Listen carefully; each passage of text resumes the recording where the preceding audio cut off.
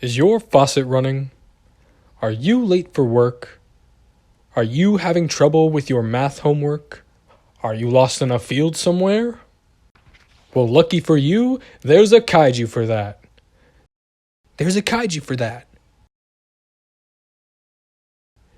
There's a kaiju for that. There's a kaiju for that. There's a kaiju for that!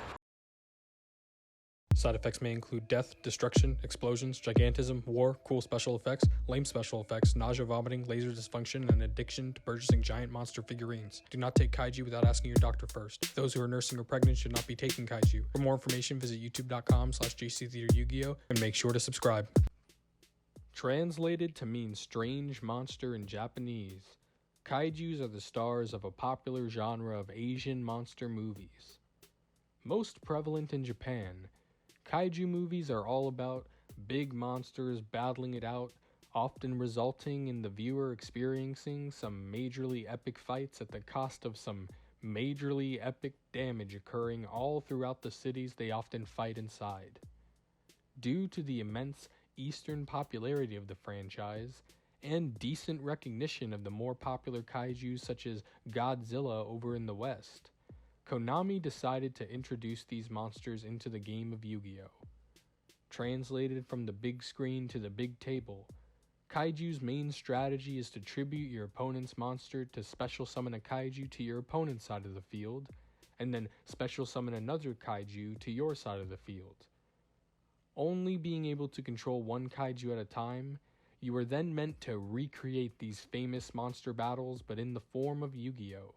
Mano e mano, monster e monster. But as soon as these TCG exclusives were released back in 2015 within the set Clash of Rebellions, the game of Yu-Gi-Oh! Was changed quite drastically forever. People soon began to realize these kaijus could remove an opponent's monster in a non-targeting, non-destructive way and replaced it with a relatively decent beater that you could just get rid of through summoning a bigger monster or destroying it through other means. No longer was any monster truly a problem, for almost nothing was safe from just being tributed away without being able to stop it. This is the power of such strong removal. This is the power of kaijus. I'm JC Theater Yu-Gi-Oh! And I welcome you to this very special episode of Engine Evaluation, Kaiju, the Giants of Yu-Gi-Oh! First off, let's go over the basic parts of the actual engine of kaijus. Though kaijus can simply be sided in as 3 copies of whatever best suits your deck, it can also be run as a larger engine with the spell card, Interrupted Kaiju Slumber.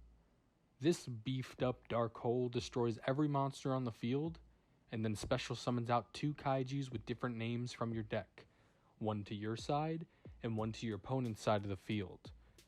To fit with the whole kaiju theme, these big guys must be in attack position and their battle positions cannot be changed, and they must attack if able. During any of your main phases except the turn it was sent to the grave, you can banish Interrupted Kaiju Slumber in order to search and add a kaiju to your hand. This card not only blows up the field and gets you a free monster, but it helps search a kaiju to have it tribute a monster on your next turn. This is a really great card who has seen the ban list for a time, but luckily is now free to demolish opponents' boards. Though not usually a part of the engine and more a part of builds that take on kaijus in a more cohabitated way, Kyoto Waterfront is a field spell that gains a kaiju counter every time a card is sent from the field to the graveyard, with it being able to hold a max of 5 counters at a time. You can once per turn, by having 3 or more counters on this card, search and add a kaiju from your deck to your hand. Whenever this card would be destroyed, you can remove a counter from it instead. The reason I mention this is because the kaijus have unique effects on top of their tributing opponents' monsters, special summoning, and needing to be the only kaiju you control. These effects often require kaiju counters to activate. Again, not a part of the engine, but just interesting to note. And since the kaijus take counters from the entire field, this actually would hinder you because your opponent would then have fuel to use the effects of the kaijus you just gave them. So Just be cautious about that. One thing that makes kaiju so impactful is that they can get rid of an opponent's problem monster, leaving you to simply run over the kaiju that you gave your opponent with a monster you control with higher attack. Because of this, generally speaking, the lower the attack of the kaiju, the universally better it is since it's easier to deal with. That is why the most commonly used kaiju is Gamma Seal, the sea turtle kaiju.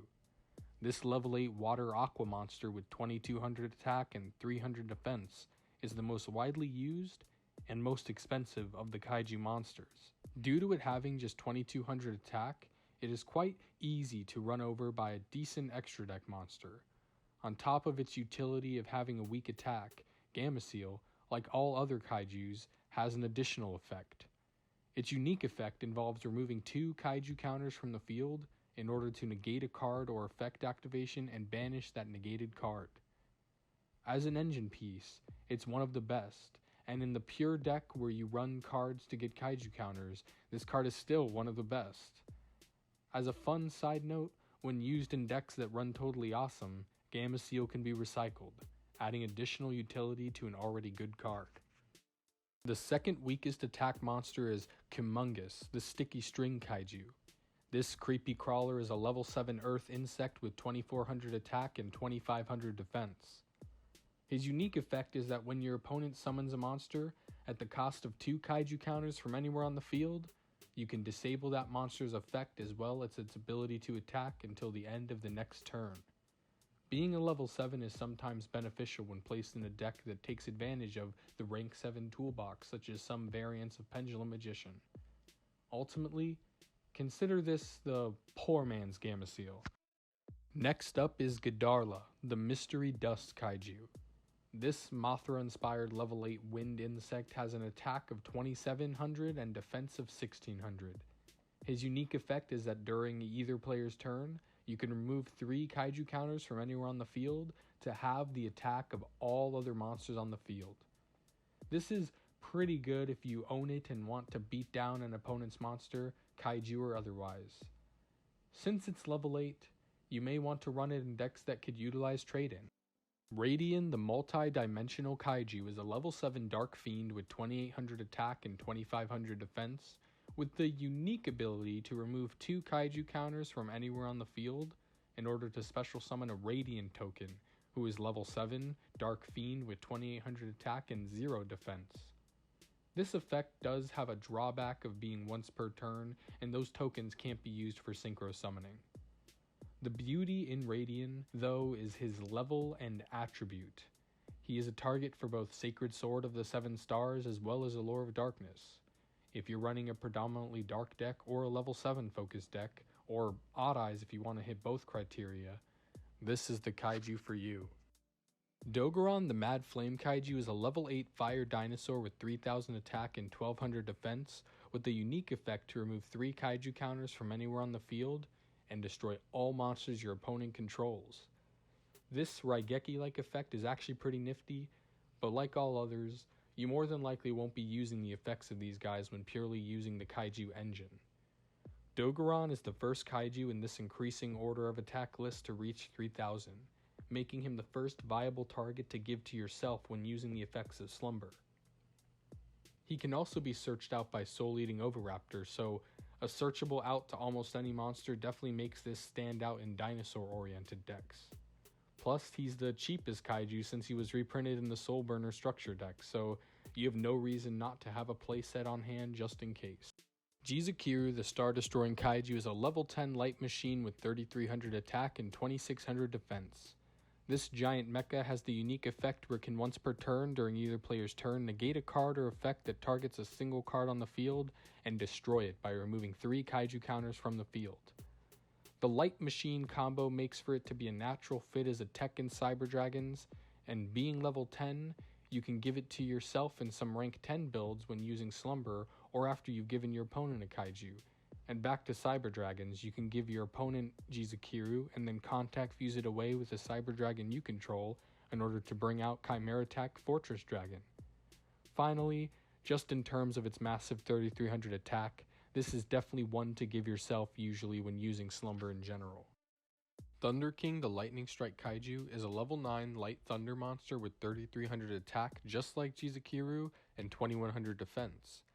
His unique effect allows you to once per turn remove 3 Kaiju counters from the field in order to prevent your opponent from activating cards or effects for the rest of the turn, and then it can attack 3 times during that turn's battle phase. Thunder King is definitely a powerful boss monster for a purer build, but for the sake of the engine, it is a level 9 that you should give yourself.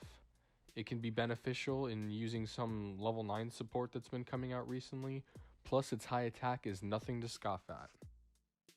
I just want to make a quick shout out to the last 2 main deck kaijus, Super Anti-Kaiju War Machine Mecha Thunder King and Super Anti-Kaiju War Machine Mecha Dogoran. These guys don't help the strategy of using the kaiju engine at all, but they are cool mechanized versions of our regular kaiju friends, so I figured I'd just give them a shout out real quick. Usually, this engine consists of 2 or 3 slumbers coupled with respectively 4 or 6 kaijus. You want to have a mixture of multiple names of kaijus, so that way you can increase your chance of having 2 differently named kaijus in your deck when using slumber. So try to keep maybe Gameciel and Jizukiru to 2 max if running 6 kaiju, and 1 each max of any kaiju you choose if running a smaller package of 4 kaiju and 2 slumber. You want to have an even number of low attack to high attack monsters, so I would recommend choosing a few from the top of this list and a few from the bottom in order to balance it out a bit. With Dark Hole recently back at 3, Slumber loses some of its special edge for it's no longer the only easily usable board wipe available. But it makes up for it through launching a full-scale kaiju battle onto the field you're playing the dinky game of Yu-Gi-Oh! On. What decks do you like playing the kaiju engine in? In 2019, is it worth allotting 6 to 9 main deck spots to outing things on the field? Or is it better to just tech in 3 of the best kaiju that fits your deck and call it a day? Of course, this is a case-by-case basis, but ultimately, it's always up to you. I'm JC Theater Yu-Gi-Oh! And remember, if there's ever a monster you just can't seem to beat, there's a kaiju for that. Oh, shit.